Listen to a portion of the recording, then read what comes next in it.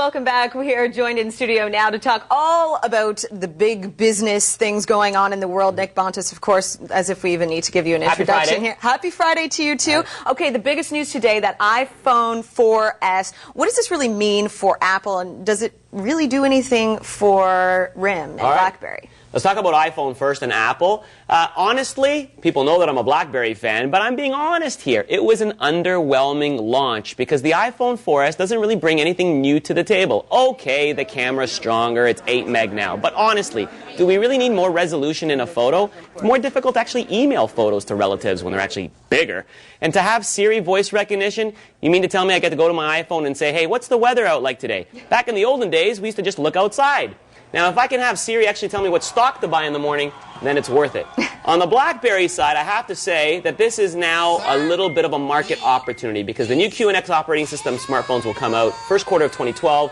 And RIM actually has the opportunity now to come up with a phone that's stronger than what Apple has. So that's really where we're at right now, Kate. Okay, so let's back it up now a bit to the outage that BlackBerry had this week. Do you think they responded properly to it? No. What a PR disaster that was. Oh my God, embarrassment. And actually when Lazaridis came out with that video on YouTube, Lord have mercy did he ever take a business course in school, because he should have.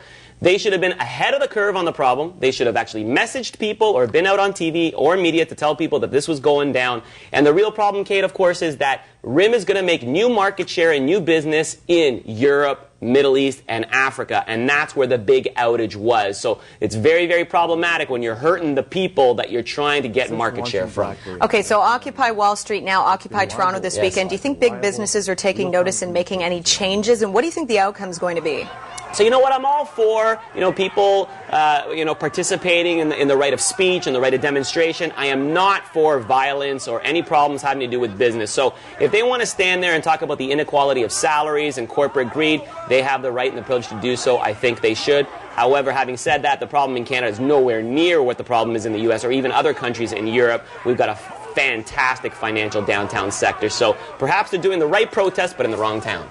Okay, now also Warren Buffett, he came out this week and said the ultra-rich should be taxed even more. So what do you think of that? And do you think that he actually has any pull on all of these ultra-rich people in the States? Well, he's respected. I don't know if he has pull. Thank God we're not in that category, so I can support him for having more taxes. But the reality is the ultra-rich do have the luxury of all those tax credits. They can save the money in those offshore accounts. They find a way to actually have a realized tax rate that's much lower than even the people who are making the lowest salaries in our economy. So I think it's good news. Warren Buffett has also said that he spends his life making money so that at the end of his life he can actually give it away for charity. So that's another way to do it too. Okay, sounds good. Thank you again, Bontis on Business. It's always a pleasure having you, Nick. All right.